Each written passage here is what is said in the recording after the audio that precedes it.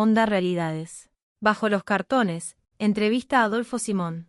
Vamos a ver, Adolfo, tú que tienes una trayectoria tan vasta, tan amplia en el teatro, que has trabajado con actores, has trabajado con causas comprometidas, como el SIDA, como el 11S, ahora con lo de tu pueblo, con De Mira. ¿Qué hay debajo de los cartones para ti?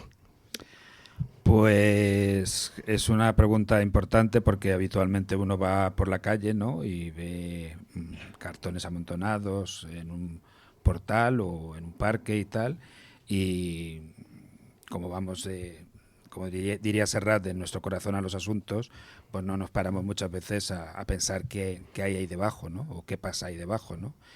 Yo siempre he pensado que ahí debajo hay vida, hay historias, hay personas que por las circunstancias personales que les han llevado a esa situación tienen que buscar que de esa manera poder tener un lugar donde protegerse del frío o donde descansar del ruido, ¿no? Pero sobre todo a mí lo que me parece es que hay vida, ¿no? Quiero decir que lo que parece aparentemente muchas veces, pues eso, un lugar inhóspito, molesto para quien pase o sucio tal, pues nos olvidamos que debajo hay una persona, hay un ser humano que por las razones que sea ha tenido que llegar a esa situación, y ahí hay sus sueños que se han quedado seguramente pues parados, su vida personal que se ha quedado sin expectativas, y para mí lo que hay son historias, hay personas, hay seres humanos. Uh-huh. Pues, ¿qué queréis, compañeras? ¿Preguntar algo sobre...? Claro. Bueno, quiero preguntar qué significa esto. Si tiene que ver con cultura o... ¿Y qué significa para ti? ¿A ti no sé, ¿Te refieres a todo el conjunto o a los objetos hay algunas en cosas, concreto? por eso, he fijado, por ejemplo, en locaciones de antiguo de la cinta, esa de vídeo, como de películas, o... Por eso pregunto, visto esa mujer, por ejemplo, la ropa, lo que lleva y tal. Por eso pregunto si es cultura o... Diríamos que es como un collage de diferentes personalidades, ¿no? Quiere decir que probablemente sí, la persona que tenga debajo de los cartones ese cassette, que es de Miguel de Molina, que era un cantante muy popular en los años 50 en este país, del siglo pasado, pues a lo mejor ese cassette para esa persona significa los recuerdos que tenía de niño o de niña, y que son las canciones que le gustaban o que escuchaba cantar a su padre o a su madre. Esta señora, pues a lo mejor es la foto de su abuela, que de repente la ha tenido ahí como siempre acompañándole, o quiero decir que cada objeto están elegidos por mí, evidentemente, no están extraídos diría directamente de lugares donde las personas están viviendo o descansando bajo los cartones. O sea, no he ido ahí y visto a ver qué objetos tenían y he cogido a ver para contar la historia, sino son objetos que me he podido encontrar en la calle casualmente, o míos personales que de repente me ha parecido que podían contar lo que puede haber debajo de los cartones, ¿no? Que pueden ser muchas cosas, desde fotos que de repente son de viajes o no, o un zapatito de un niño pequeño que esa persona a lo mejor tiene y que de repente pues lo ha perdido. O sea, cada objeto en realidad puede tener múltiples significados, ¿no? Para mí de repente pueden tener una narrativa, pero en tu caso a lo mejor tu atención se fija en uno porque de repente te provoca más pues por recuerdos tuyos o porque pero no, diríamos que no están, como he dicho al principio, no están contando una historia de dos de copas con dos de espadas, se fueron a merendar y entonces se leyeron El Principito. O sea, no hay un cuento, diríamos, que atraviesa todo, ¿no? Sino que son como fragmentos. La idea es como todo son piezas de un collage, que al juntarlas y a sacarlas de debajo de los cartones pues muestran eso, como retazos de vida, ¿no? Vale, muchas gracias. Nada, hombre, a ti. La idea sería pues que nos montemos cada una la historia. Sí, que creamos conveniente en nuestras cabezas. Sí, en realidad, dentro de lo que ha comentado Luis, de todas las cosas que he estado haciendo durante todos estos años, ha habido experiencias que eran mucho más, diríamos, lógicas o con una narrativa más concreta, pero ha habido experiencias que, o sea, cuando de repente hice una acción en toda la ciudad sobre el SIDA, pues sí que los personajes contaban por lo que les había pasado en ese caso, o cuando hice sobre los atentados de Atocha, pues también de repente eran historias que alucían directamente a esas historias o esos acontecimientos, ¿no? En este caso, lo que llevo desarrollando ya desde años en el Centro Dramático Rural y en una etapa anterior del Teatro para Bebés, que también le dediqué mucho tiempo, diríamos que lo que menos importa, entre comillas, es que estoy contando yo, sino al abrir este paisaje que os provoca al público, ¿no? Que el público, que para mí es fundamental, que construye en su imaginario, ¿no? Más pequeño, más grande, con más sentido, menos sentido. Por eso cuando tú me preguntabas qué significa, por eso yo he hecho un poco el gallego y te he dicho, ¿y para ti qué significa? ¿No? Porque para mí es más importante no lo que puede haber, evidentemente hay una partitura, hay una música, hay un recorrido por todo esto, pero no está contando una historia concreta con presentación, nudo y desenlace, sino que al abrir esto es que lo complete el espectador o la espectadora, ¿no? Con su experiencia, con su conexión con ello, ¿no? ¿Qué más? Hola. Hola. A ver, yo lo veo un poco parecido a lo que ocurre en Barajas a la gente, ¿sabes? Porque debajo de los cartones, ¿quién vive?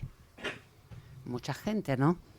Entonces yo lo veo, esta obra de teatro, como estamos ahora en lo que ocurre en Barajas, es más, yo lo veo más sobre estas personas que no tienen un techo y que está durmiendo debajo de los cartones, solo que está durmiendo en Barajas, pero no es una casa, ¿no?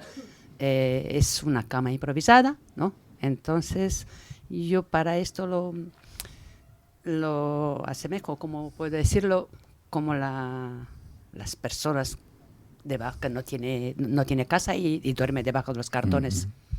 Sí, no, me parece muy oportuna tu apreciación. Sí. Lo único aclarar que esta obrita, que de alguna forma hemos presentado ya aquí, se iba a hacer hace un mes y pico. O sea, que no es que estamos jugando, porque eso a mí sí que a veces cuando trato según qué temas, pues tanto sea sociales o tal, sobre todo me preocupa que pueda aparecer ningún tipo de atisbo de aprovechar las circunstancias o de generar una cosa que tenga que ver con provocación y tal. O sea, esto en realidad, la invitación a mí me la hizo Luis hace 2 o 3 meses. Teníamos una fecha anterior que por circunstancias personales no se pudo hacer. Y ahora ha coincidido, sí, que hay toda esta cosa mediática con lo que está pasando en Barajas, pero la apreciación me parece oportuna porque sí que seguramente en ese lugar, aunque yo no he estado, pero imagino que de repente pues habrá muchas personas que están durmiendo allí y que llevan su mochila o su bolsa o su maleta donde está su vida, está sus necesidades para el día a día, ¿no? Y lo que pasa es que aquí, claro, se juega más desde lo simbólico, ¿no? Es decir, que es más con la idea de debajo de los cartones puede haber tantas cosas como personas, por desgracia, tienen que vivir en esas circunstancias, ¿no? Sí.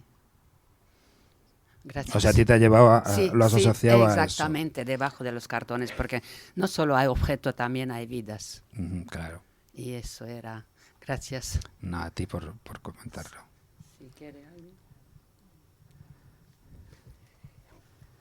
Pues yo te iba a preguntar, porque tú tienes una trayectoria de trabajar con compañías, con actores, con actrices. ¿Cuánto tiempo llevas investigando el teatro de objetos?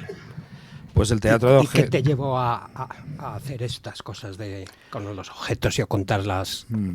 El teatro de objetos para mí está muy ligado a lo que comentaba antes del teatro para bebés, que en una época también desarrollé y que hice varios espectáculos, incluso experiencias en diferentes lugares de taller, y es como llevarlo a un lugar donde el espectador se convierte realmente en el protagonista, ¿no? O sea, para mí el poder hacer trabajos, por un lado, tan intimistas, que siempre tienen que ver con esta relación con el público muy cercano y tal, también la circunstancia del proyecto del Centro Dramático Rural, ¿no? Que a mí me ha permitido pues que sea un lugar donde me puedo aislar, donde puedo de repente allí desconectar del ruido de Madrid y hacer cosas donde básicamente lo que importan son los objetos y mi relación con ellos, ¿no? Que a veces son encontrados o son regalados, y que en ese sentido yo lo que hago es intentar ver ellos qué me cuentan a mí o a qué me invitan a narrar, ¿no? Y eso no es ni mejor ni peor que trabajar con actores o con actrices. Con actores y con actrices es más complicado, pues porque tienes que hacer planificación de ensayos, tienes que de repente llegar a acuerdos, y aquí en realidad, como yo decía siempre en broma, en algunos encuentros que he tenido sobre este trabajo, pues no tengo que contratarles, ¿no? Ni tengo que darles de alta en la Seguridad Social. Quiere decir que se vienen conmigo en esa maletita que hay allí detrás, y eso también genera, en determinados momentos, hay que irse un poco también a un momento que yo creo que es importante también señalarlo, que es cuando surge el proyecto del Centro Dramático Rural, más allá de que era la casa de mis padres y cuando ellos fallecen me queda en herencia, está muy ligada a la crisis del 2009-2010, ¿no? Entonces ahí hubo una época en la que cerraron muchas compañías, muchos actores y actrices tuvieron que dedicarse a otra cosa porque hubo una crisis brutal, y a nivel social en general, pero a nivel teatral fue brutal,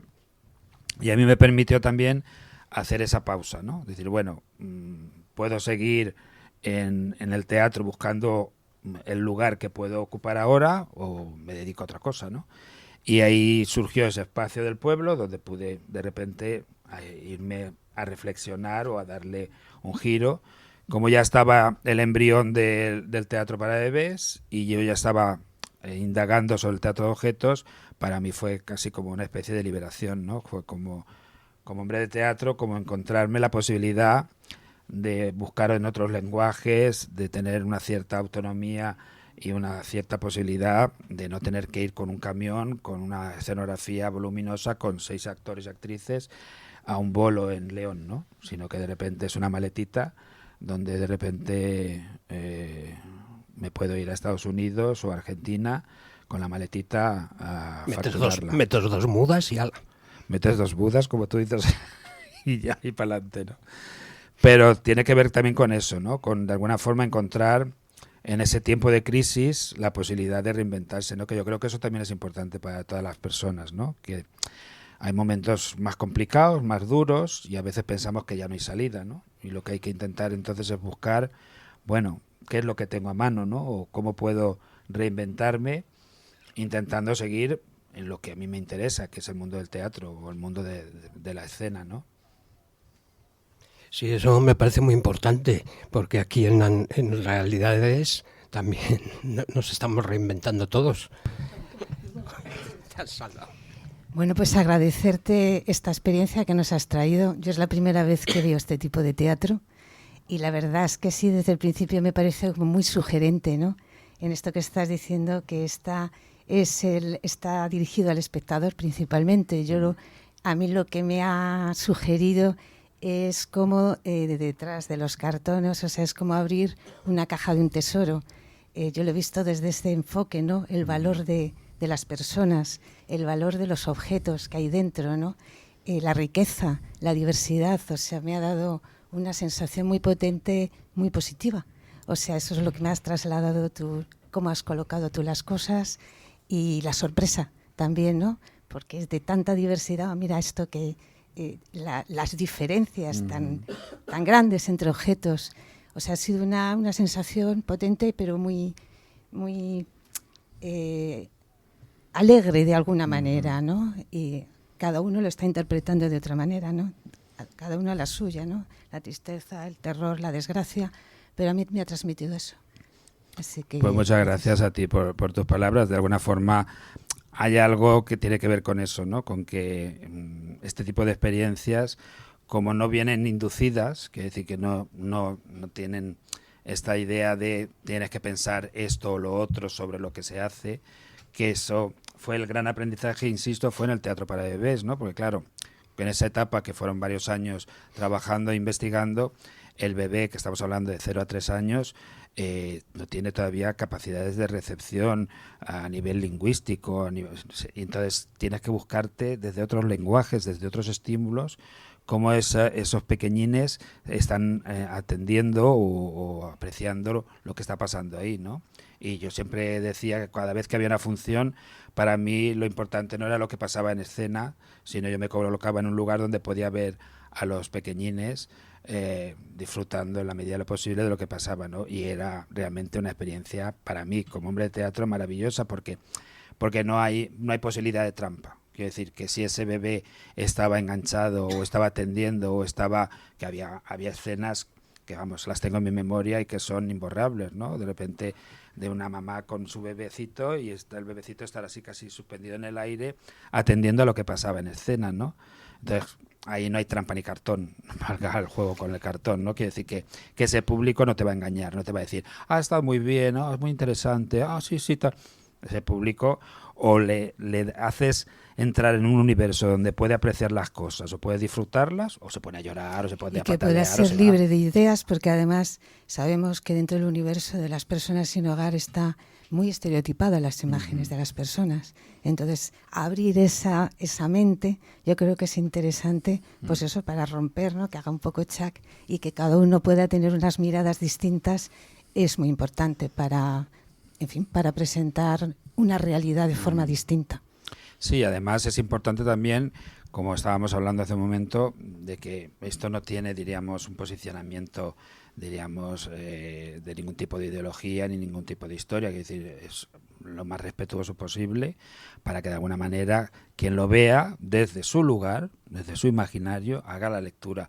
Evidentemente desde mi lugar procuro ser lo más sensible posible, sobre todo con algunos temas que de alguna forma pues entiendo que son, pues para las personas que lo viven, pues dolorosos. Quiero decir, no me gusta meter el dedo en la llaga, no me gusta hacer que las imágenes que se generan aquí sean agresivas o transgresoras.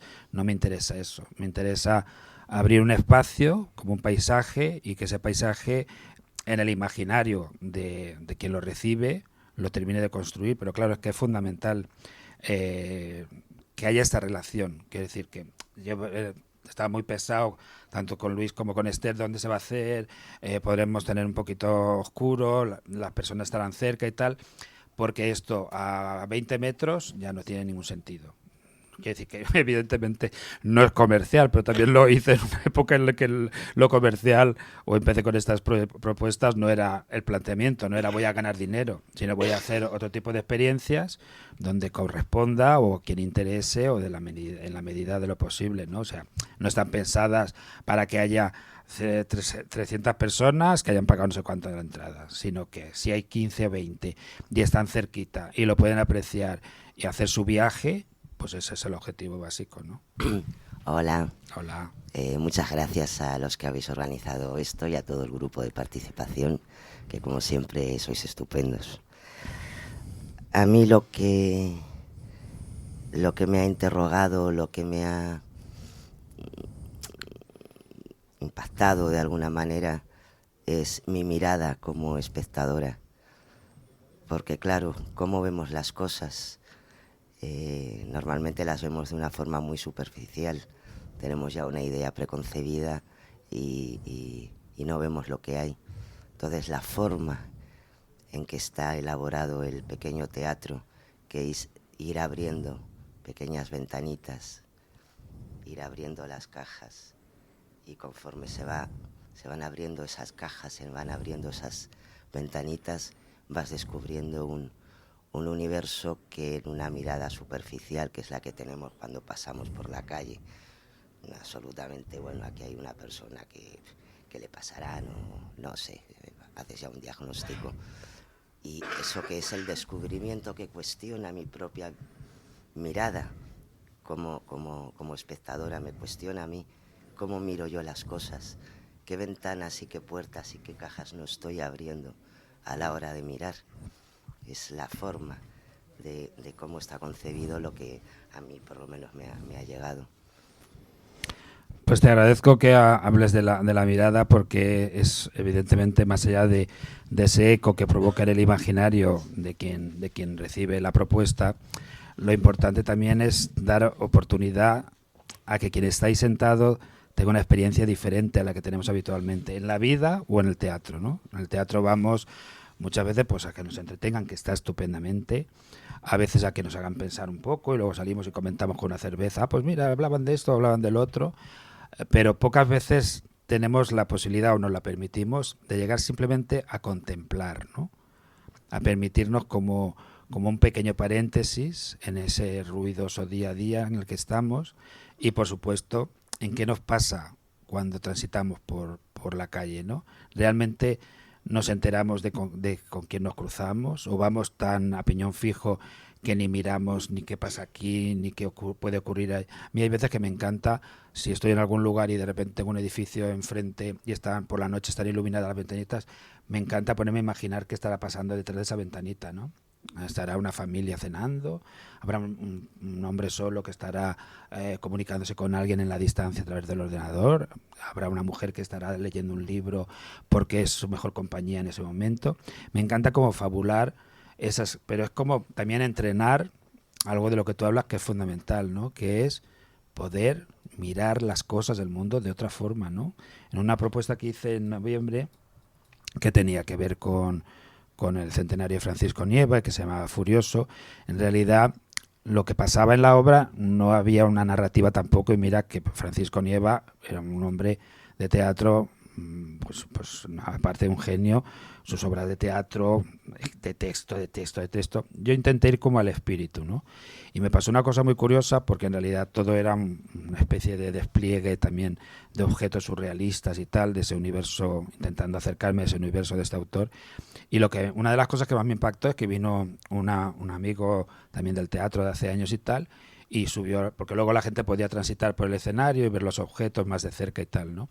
Y de repente vino llorando. Y le dije, ¿pero qué te pasa?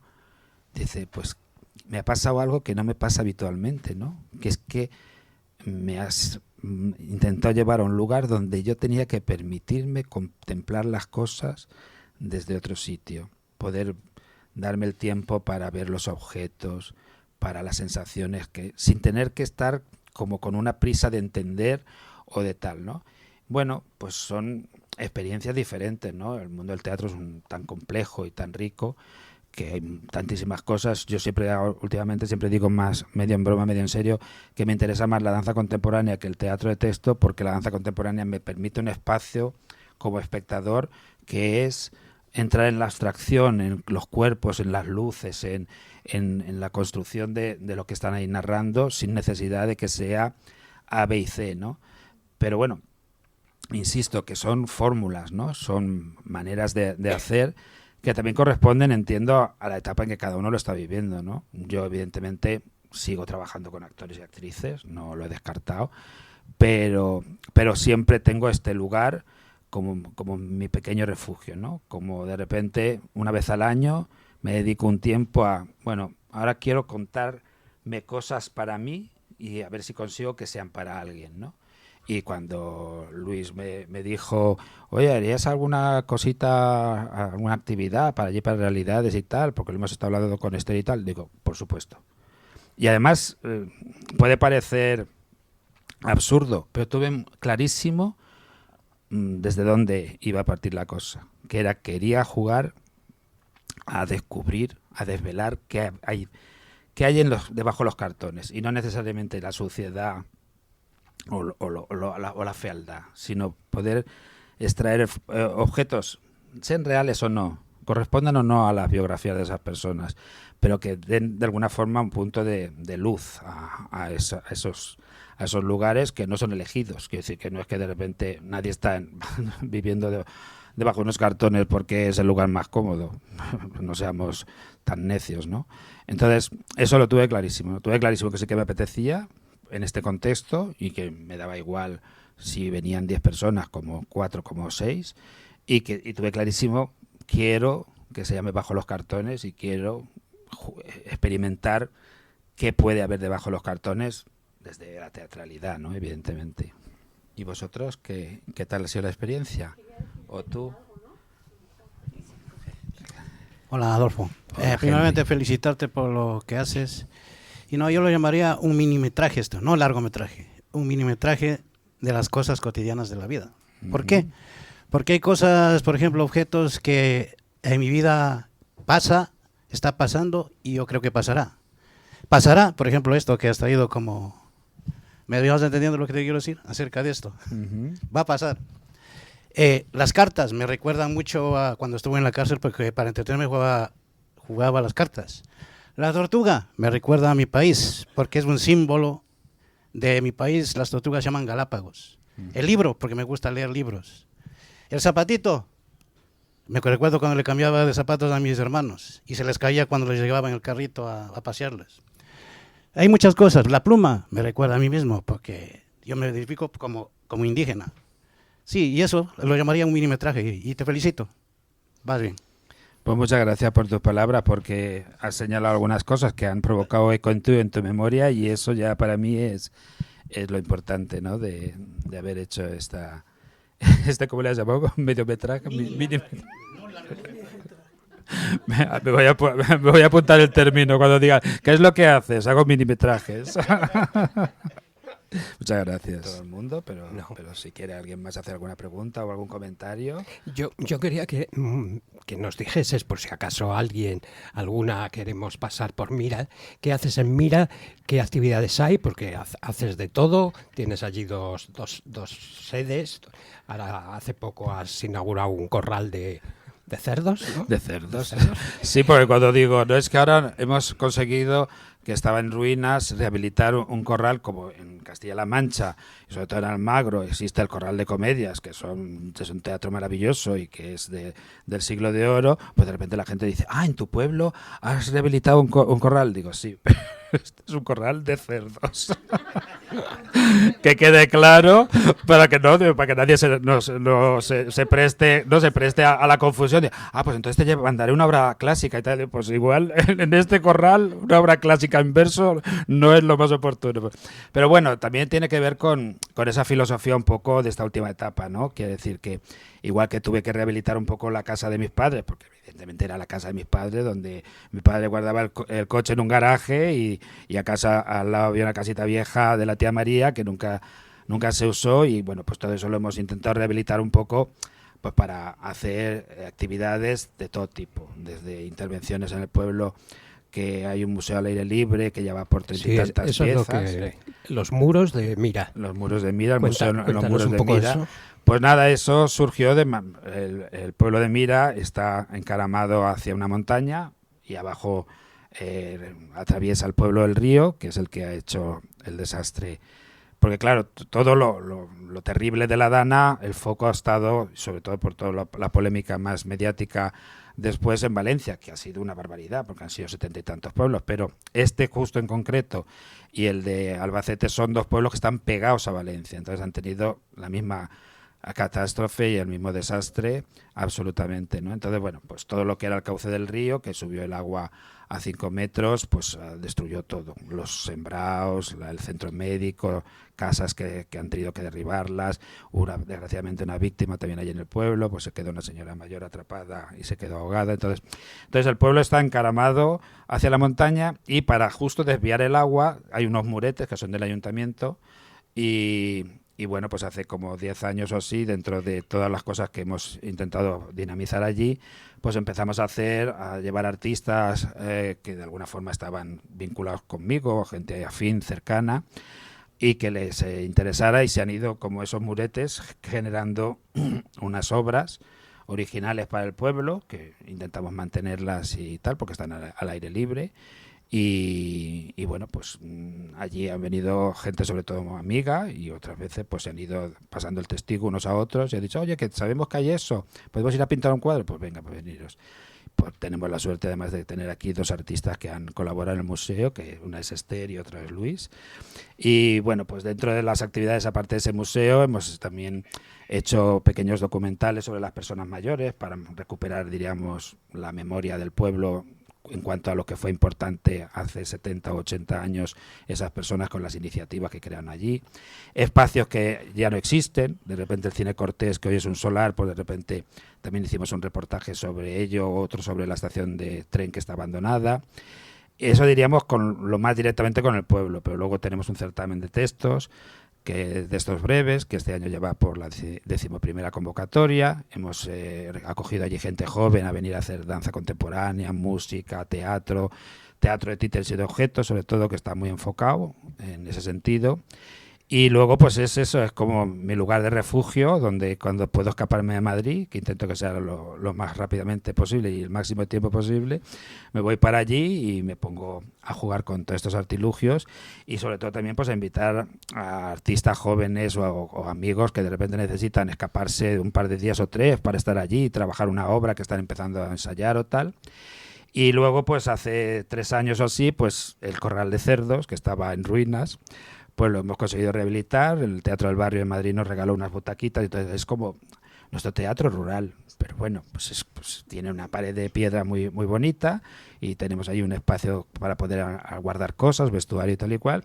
Y bueno, no es un teatro, pero es un espacio para crear y para investigar, ¿no? En el propio pueblo hay un centro social, pero que, como yo digo, es para reuniones políticas, bodas, bautizos y baile de salón, que me parece estupendo, pero entonces pues tenemos que buscar como nuestros espacios también para hacer todas estas cosas, ¿no? Y bueno, pues quien se anime, hay una web que es el Centro Dramático Rural y entráis ahí y veréis durante estos 12 años.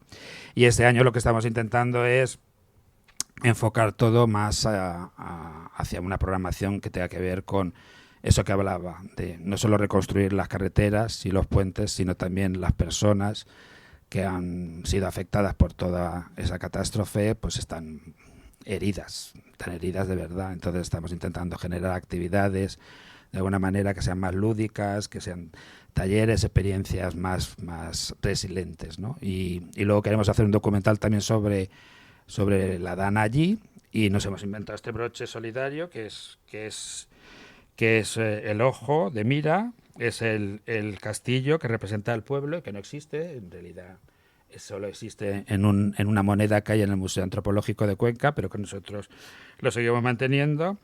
Y nada, ahí estamos, en el mundo rural, pues también muchas veces bajo los cartones. O sea, que tampoco es aquello en jauja, ni tenemos tampoco todas las condiciones que serían las idóneas, porque ya sabemos que las instituciones muchas veces solo miran donde mejor les viene la foto, donde el ruido mejor mediático les conviene, ¿no? Y nosotros estamos allí en un pueblecito pequeño, en la Serranía Baja, haciendo muchas veces locuras, que bueno, el espíritu de Don Quijote sigue por allí sobrevolando. O sea que no sé si he respondido a tu pregunta, me he extendido mucho. Sí. O me he evadido. No. ¿Nos quieres hacer tú alguna pregunta? No, bueno, a mí lo que más que una pregunta, siempre cuando abro esta especie de, que si es posible siempre me gusta después de la experiencia, es ver qué ha pasado con las personas, que puede haberles resultado interesante, no entender nada, o de repente conectar con cositas, o provocarle curiosidad, o hacerle pensar. Y para mí eso ya es lo más importante, el que de repente... sobre todo que no deje indiferente, que puede dejar indiferente, porque claro, cuando hablamos de estos lenguajes que no son los habituales, pues puede haber personas que digan, no entiendo nada, cierro la persiana y me pongo a pensar en mis cosas, ¿no? Pero bueno, sobre todo muchas gracias, porque un público así es como el idóneo. Quería contar antes, se me ha ido un poquito de... Digo, si me enrollo me cortáis, sobre todo los de la radio. Pero hice una experiencia hace años, se llamaba Teatro por Alimento, que fue un montaje con actores y actrices. Era una obra de Federico García Lorca, pero se hizo a luz abierta en un teatro, en cuarta pared, donde no había ni escenografía ni había nada. Y el precio que había que pagar para entrar a ver esa experiencia era llevar comida a ser posible no perecedera, ¿no? Y cuando llegaba alguien con 1 kilo de arroz o con un tetravit de lo que fuera o tal, se le daba una chapita que ponía Teatro por Alimento y era su entrada. Y lo hicimos como 3 o 4 veces, se llenó el teatro, y lo más maravilloso de eso era que íbamos dejando toda la comida en proscenio. Proscenio es como la línea que hay entre el escenario y el público, ¿no? Y estaba ahí eso todo el tiempo presente. Y cuando se terminaba, pues teníamos un coloquio también con las personas. Había truco, porque entre el público había personas que correspondían a una asociación de lavapiés, de personas sin recursos, a las que el lunes cargábamos una furgoneta y les llevábamos toda esa comida para ellos, ¿no? Pero esas personas, para que también pudieran asistir al teatro, evidentemente, pues, de una manera simbólica, les dábamos también la chapita para que estuvieran. Y para mí fue una de las experiencias más impactantes también, porque cuando en el coloquio hablaban, que no tenían la obligación, tenían necesidad de decirlo. Tenían necesidad de decir, bueno, estoy muy feliz por estar aquí, por ver esa comida que mañana va a estar en mi casa, y porque además, sobre todo, he tenido la oportunidad de venir al teatro, que de otra forma no tengo nunca la posibilidad de ir al teatro, porque no tengo dinero, porque no sé gestionarlo, por lo que sea, ¿no?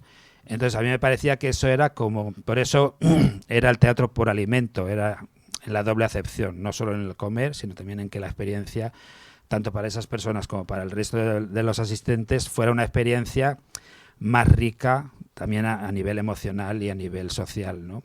Entonces, para mí, ese comentario cerraba y le daba sentido a todo el esfuerzo de los meses que estuvimos ensayando en el Parque Tierno Galván, con todo el frío del mundo, por las noches, porque era el único sitio donde podíamos ensayar, y sin problema. Lo vengo a decir porque el que estéis estas personas aquí hoy, más allá de las personas que estáis trabajando en realidades, para mí le da sentido haber hecho esto, porque en realidad el sentido que tenía realizar esta experiencia era para poderlo compartir con vosotros y con vosotras, ¿no? Así que gracias por haberos acercado y haber estado este ratito aquí, viendo entre todos qué puede haber debajo de los cartones. Gracias. Pues muchas gracias a ti. Te has ganado el desayuno y los churros. Vamos a desayunar. Onda Realidades. El podcast autogestionado por personas sin hogar.